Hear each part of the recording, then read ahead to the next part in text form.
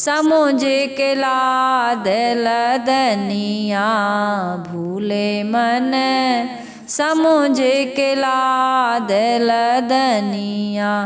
थोड़ा लाद बहुत मत लादे टूट जाए गर्दनिया, थोड़ा लाद बहुत मत लादे टूट जाए गर्दनिया।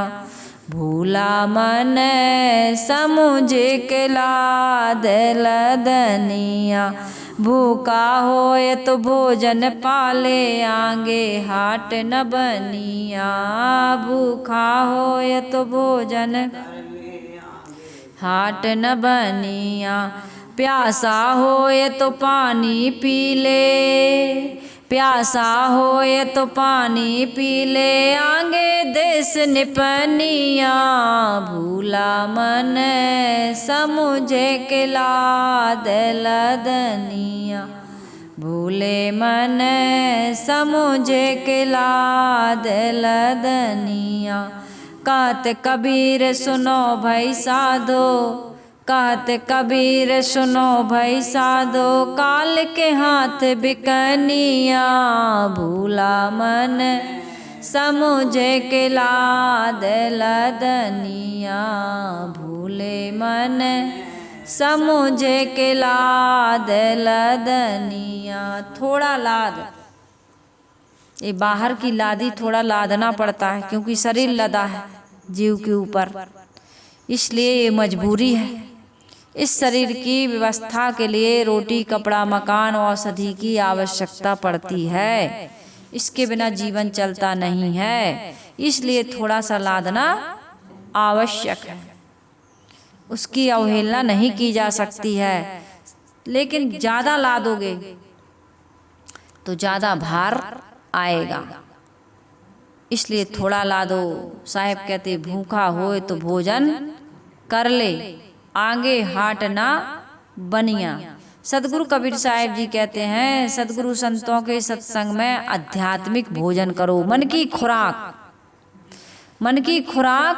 जो मन भूखा है, अतृप्त है, असंतुष्ट है, दुखी है, परेशान है, अभाव की अनुभूति कर रहा है, उसे सत्संग का भोजन दो, शांति का पानी दो, प्रेम का उसको प्रेम की खुराक दो, ये दो।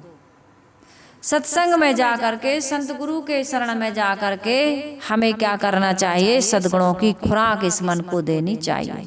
ये भूखा है, अतृप्त है, संतुष्ट है, ये अमृत चाहता है, अमृत, मरना नहीं चाहता, बार बार जन्म न मरना नहीं चाहता, इतना वो चाहता है कि मैं सदा सदा के लिए अमर हो जाऊं,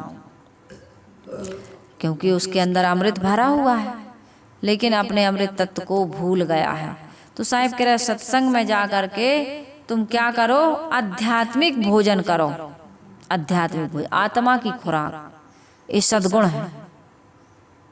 जिस व्यक्ति के जीवन में सद्गुण है, दया है, क्षमा है, शील है, संतोष है, विवेक है, विचार है, गुरु भक्ति है, ध्यान समाधि साधना का जो लाभ ले रहा है, वह व्यक्ति कभी दुखी नहीं होता, कभी दुखी नहीं होता। वो इसी संसार में रहता है लेकिन दुखी नहीं होता। इस संसार में दुखी लोग भी हैं, सुखी लोग भी हैं, और हमसे ज्यादा अभावग्रसित हैं, बीमार हैं, रोगी हैं, फिर भी सुखी हैं। डायोजनीज के पास कुछ नहीं रहता था, पुलिया में रहता था, पुलिया, पोंगा जिसको कहते हैं, ये पुल बने रहते ना पानी निकलने वाले, उसमें रहते थे डायोजनीज, लेकिन वो एकदम प्रसन्न रहते थे, खुश रहते थे। सिकंदर मिलने गया, कहा मैं तुम्हारी क्या सेवा करूं?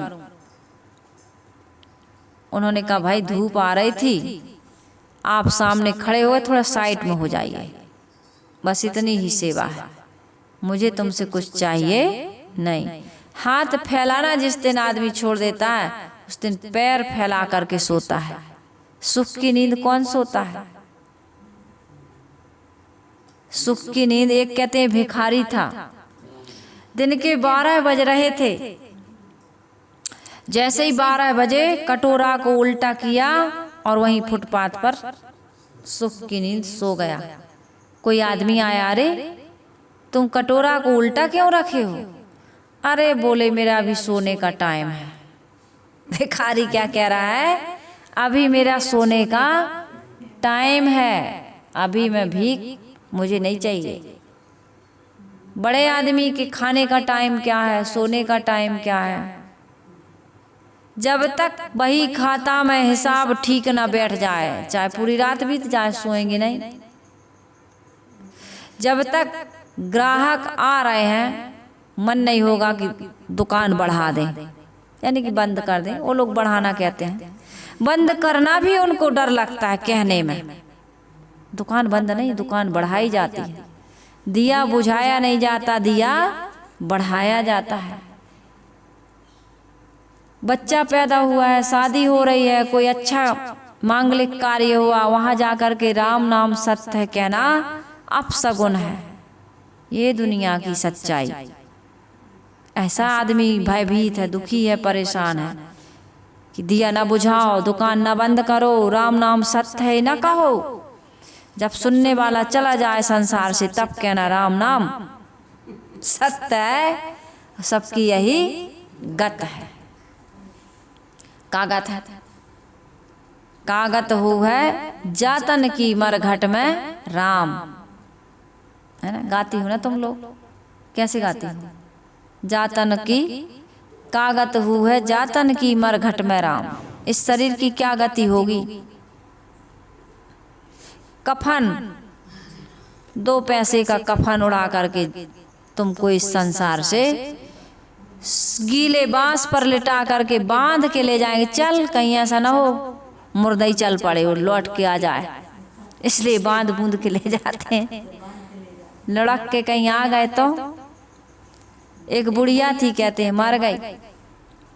मर गई तो दादाजी को बहुत परेशान करती थी दादी माँ। तो उसने सोचा कि भैया अच्छा हो गया, पहले ही निपट गई। गांव वालों को बुलाया, बांध के ले जा रहे थे उसको। तो ऊपर रहते थे वो लोग, तब नीचे ला रहे थे सीढ़ी से। तो जैसे ही लाए, और पोर्च में खंभा था। किसी किसी घर में खंबे बहुत होते हैं, है ना? खंभा था तो खंबे से टकराई। वो बुढ़िया मरी नहीं थी पूरी तरह से। कुछ लोग मर के लौट आते हैं ना, कहते हैं, मतलब वो मरे नहीं रहते हैं, अचेती अवस्था में पहुंच गई थी।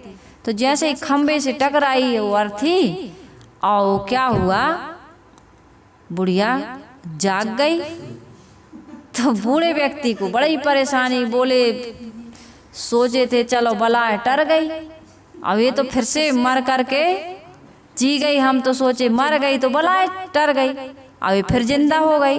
तब पता नहीं कितने दिन तक इसको झेलना। बहुत बोलती थी, बहुत लड़ती थी, झगड़ती थी, बात मानती नहीं थी, उल्टी गंगा बहती थी उसकी, पति के अनुसार नहीं चलती थी वो। अब भैया वो बच गई, तब क्या करें? अरे भैया ये तो जी रही है, आवाज सी आई, कुनुर मुनुर आवाज दी हो, तो उसको उतार दिए नीचे। अब वो फिर रहे। अब 1-2 साल में वो फिर मर गई बुढ़िया। अब फिर बुलाए कि भैया अच्छे से बांध के ले जाना। बूढ़े दादा कह रहे हैं अच्छे से बांध के ले जाना। तो ले जाते समय वो फिर कह रहे थे यही राम नाम। तो सब लोग कह रहे थे कि सत्य है, लेकिन एक आदमी कह रहा था कि खंबे से बचा के। जैसे ही वो कहे राम नाम सत्य है, तो वो दादाजी कहते भैया खंबे से बचा के। सब लोग कहे राम नाम सत्य है, कहे भैया खंबे से बचा के। ऐसे ही बोलते जाए हो, कहे भैया सब कोई तो कह रहा है राम नाम सत्य है, अब एक खंबे से बचा के कहाँ से आवाज आ रही? उसके पति से पूछा, दादाजी से पूछा, तुम ऐसा क्यों बोल रहा है? अरे भैया बड़े मुश्किल से तो ये समस्या का समाधान हुआ था, और फिर कहीं तुम टकरा गए। 2 साल हम झेले हैं, तुम्हें क्या पता, इसलिए खंबे से अब टकराने ना पाए, सावधानी से ले जाना और इसको जल्दी से चलो दफना करके वापिस आना है। ऐसा है, आदमी ऐसा जीवन जी रहा है। और राम नाम सत्य है, सबकी यह गत है। मरते समय कहते हैं मरते समय भी कितने लोग नहीं कहते राम नाम सत्य है, थोड़ी चर्चा कर लेते हैं, अरे भैया देखो कुछ नहीं गया, हाथी घोड़ा बैल बायना संग्रह कियो घनेरा, बस्ती में से दियो खदेरा, जंगल कियो बसेरा, गांठी बांध खर्च नहीं पटियो, बहुर न कियो फेरा, बीबी बाहर बरा हरम महल में बीच मियाँ का डेरा। अब नौमन सूत उरझ नहीं सुरझे, जन्म जन्म उर्जेरा, कहीं कबीर सुनो संतो यह पद का करो निवेरा। सदगुरु कबीर साहिब जी कहते मानव शरीर मिला इतना सुंदर जीवन, इस पद में तुम अपने आप को, इस जीवन में तुम अपने आप को, इस पद को प्राप्त करके अपने आप को निर्वार कर लो, निकाल लो, संसार से मुक्ति का काम कर लो। कुछ भी तुम्हारे साथ नहीं जाएगा, बस्ती से खदेड़ दिए जाओगे। हमारे आश्रम में आप सत्संग सुनने आए हो, अभी चले जाओगे और लेकिन तुम जाओ ना, हम तुम्हें खदेड़, तो अपमान है कि नहीं है? खदेड़े जाना और खुद चले जाना, इस्तीफा देना या तुम्हें बिल्कुल बर्खास्त कर दें हम, दोनों में अंतर है कि नहीं है? सदगुरु कबीर साहिब जी कहते अरे मूर्ख, भूले मन समझ के लाद लदनिया, तू भूखा है तो भोजन कर ले, सत्संग में जा कर के तू क्या कर ले, आध्यात्मिक भोजन ले ले, आत्मा की खुराक प्राप्त कर ले, नहीं तो तुझे खदेड़ देंगे यहाँ से लोग। बस्ती माँ से दियो खदेरा और जंगल कियो बसेरा। कहाँ बस जाओगे? अपने लिए तुम बड़ा पक्का मकान बना रहे हो, तुम स्थायी मुकाम कहाँ है? तेरी आखिरी मंजिल क्या है?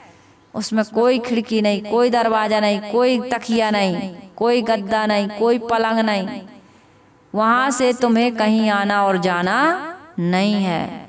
शरीर की बता रही हूं मैं, आत्मा तो निकल जाएगी संस्कारों को लेकर के, और फिर तुम ऐसे जाओगे वहां तुम्हारी भूख मिटेगी नहीं, अन्न खानियों में आध्यात्मिक खुराक मिलने वाली नहीं, शांति मिलने वाली नहीं, प्रसन्नता मिलने वाली नहीं है, अमरता मिलने वाली नहीं है। वहाँ भक्ति, ध्यान, समाधि, साधना, परोपकार, ये बातें तो भूल जाओगे। इसलिए सदगुरु कबीर साहिब जी कहते आगे हाट न बनिया, ना वहाँ सदगुरु हैं ना वहाँ सत्संग है। वहाँ मंदिर मस्जिद में जाके कोई देखते हो चिड़िया आई है, कुत्ता आया है, बिल्ली आई है, ऊंट गधा आए हैं, हे भगवान हमें बचाओ, हम तुम्हें पूजा कर रहा है, प्रार्थना कर रहा है, हम ध्यान में बैठे, बगुला ध्यान करता है, बिल्ली ध्यान करती, किसका? कीड़े का, चूहे का, ओइनी का ध्यान करते करते मर जाते। एकदम बिल्ली ऐसे दुबक के बैठती, लगता है बिल्कुल ध्यान ही कर रही। बहुत बड़े ध्यानी महात्मा जी डटे बिल्कुल आंख बंद करके। बगुला देखो तो एक टांग उठा के एकदम ध्यान मस्त है, और जैसे ही कीड़ा आया टप, जैसे ही चूहा आया एक ही बार के पंजा में ची ची ची करता। बिल्ली अपने बच्चे को 7 दरवाजे पार करती है, लेकिन बच्चे को इतनी सी खराज भी नहीं आती है, और कहीं चूहा को दबा दिया तो फिर बचेगा नहीं। तो इस प्रकार से साहिब कह रहे आगे हाट ना बनिया, वहाँ ना कोई हाट है ना बनिया है, ना सदगुरु है ना सत्संग है, वहाँ तुम आध्यात्मिक खुराक प्राप्त नहीं कर पाओगे। कोई भजन साधना पूजा पाठ दान पुण्य धर्म कर्म नहीं कर पाओगे। इसलिए भूले मन थोड़ा सा ला दो, बाकी ये तुम ये लादना नहीं होता। लादना क्या है? जो हमें दुख दे तकलीफ दे वो लादना है, लेकिन सद्गुणों की खुराक हमें दुख से बचाती, वो लादना नहीं कहलाता है। इसलिए उनको धारण करो। प्यासा होए तो पानी पी ले, आगे बाट निपनिया, सत्य उपदेश का जल पी लो। काहे का जल पी लो? गुरु ने पठाया चेला नियामत लाना, है ना। पहली नियामत, दूसरी नियामत पानी लाना, जल ले आना, और कुआं बावली के पास न जाना, और नदिया नाला बचाए के चेला तुम्बा भर के लाना। ये हमारी बुद्धि में सत्योपदेश रूपी निर्णय की वाणी रूपी पानी होना चाहिए, जल होना चाहिए। जल हमारी प्यास बुझाता है, हमारे घर की सफाई करता है, गंदगी की सफाई जल ही करता है। ये अग्नि देवता, ये सूर्य नारायण ही करते हैं, ये जल देवता ही करते हैं। ये जब तक निर्मल वाणी नहीं आएगी, निर्णय की वाणी नहीं आएगी जीवन में, तब तक अंधविश्वास, चमत्कार, पाखंड या भ्रम मान्यताओं से हम मुक्ति नहीं पा सकते।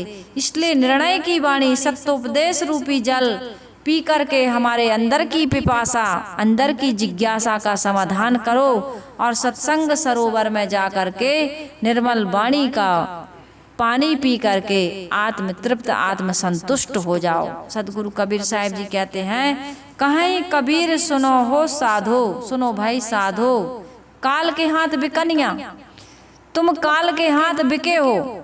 रोज रोज तुम्हें काल जीर्ण छीण कर रहा, कल काठी कालू घुना, जतन जतन घुन खाए।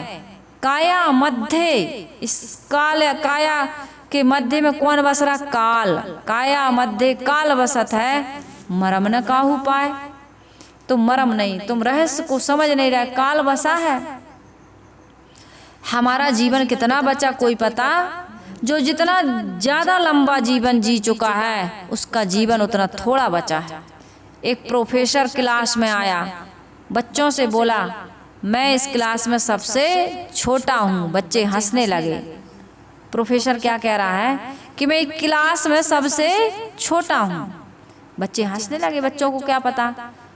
प्रोफेसर ने कहा, देखो बच्चों, तुम्हारा जीवन अभी तुमने थोड़ा जिया है, बहुत ज़्यादा शेष बचा हुआ है, और मैं बहुत सारा जीवन जी चुका हूँ, इसलिए मेरा जीवन थोड़ा बचा हुआ है, इसलिए मैं सबसे छोटा हूँ ना।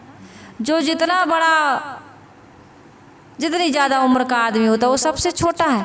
इसलिए अहंकार ना करो अब, इसलिए लोभ लालच ना करो अब, किसी से लड़ाई झगड़ा ना करो अब, शिकायत ना करो अब तुम्हारा जीवन बहुत थोड़ा बचा है। तुम सबसे छोटे बन जाओ, क्योंकि तुम सबसे छोटे हो, अब थोड़े समय रहने वाले हो।